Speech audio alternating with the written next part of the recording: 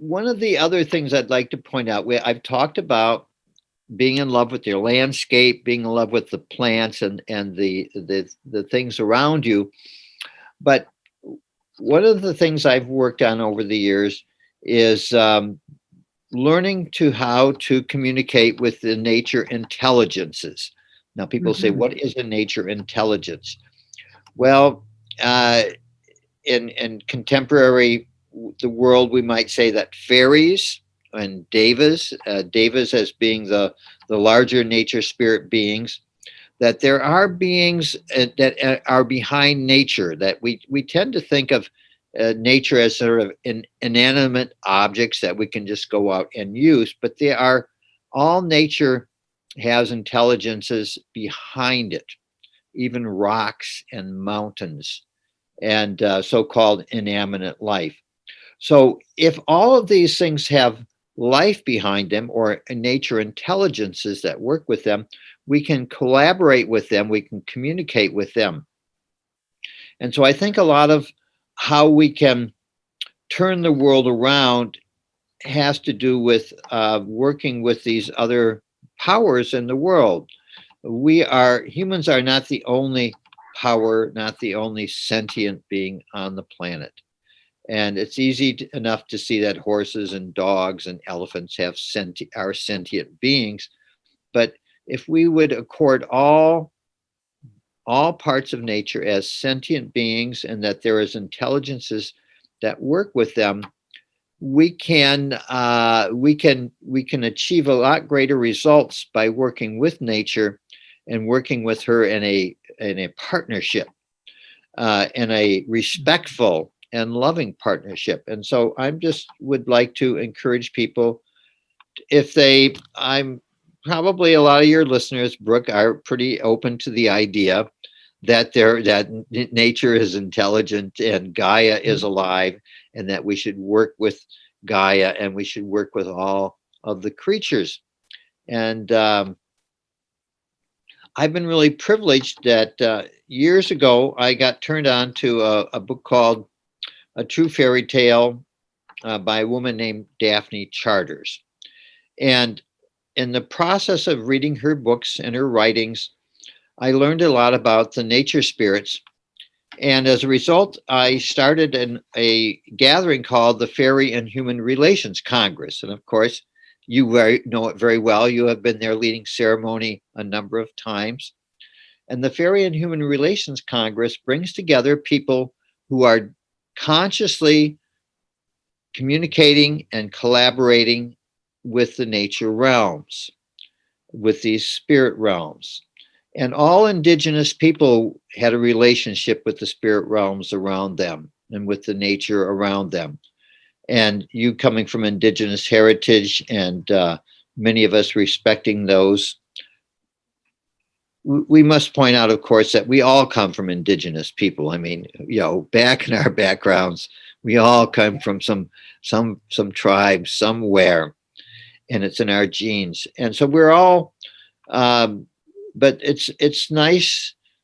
It's fabulous that there are still some indigenous people left in the world, and it is really sad that they are so much under the gun.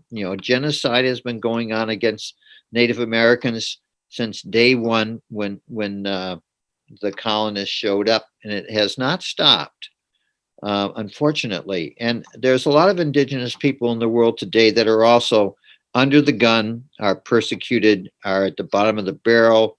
I think a lot of the indigenous people in India, for right now, for instance, there are a lot of indigenous people in India that are really having a hard time.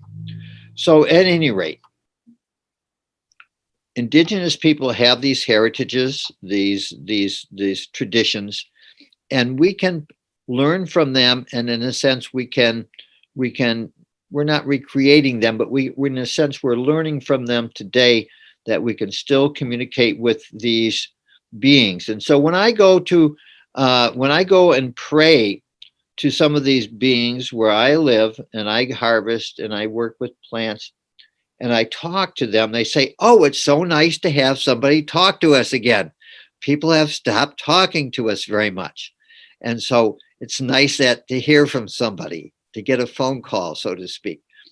So if we can all start talking to the nature spirits where we live. Some of us may have the ability to hear or to have a deeper communion with, but even if the conversation seems one-sided at first, you can all begin. Every single person of us can talk to our landscapes and to our plants, to the animals around us, to the nature, to the clouds, the waters, as they say, the earth, air, fire, and water, that we can all communicate with these. And so that, I think, is part of being fully human, is to reach out to those that are beyond human, to be just fully immersed in our own selves, egocentric in a way.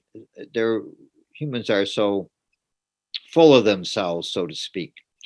It's time to recognize that we are part of a web of life of all beings that exist on this planet. And so go out and talk to them, talk to the land, talk to the plants and the soil microorganisms, and listen and see if you hear anything back. And don't give up. Just keep talking and working for the planet. Well, Michael, it's been really wonderful. I appreciate so much the groundedness and the spirit of what you offer. And I really hope people will join you in some of these wonderful gatherings, your fairy congresses, and I think you're doing some of these things online now. So the fairy congresses, and I know you've been gathering people together in the earth repair and permaculture, and there's so much that's offered. So I really appreciate that. So thank you very much, and bless your work, bless your life. All right, and yours as well, Brooke. And I guess I should probably try to get one commercial in. On January 15th to 17th, we're doing a Fairy and Human Relations Global Conference online, and we'd love it. We'd love to have some of your folks join us for that. Of course, people can look up my websites and stuff by looking at my online bio there. So appreciate this very much, and best wishes to you and all your other presenters, your whole family that you've assembled here, because you are helping. We are all part of a family.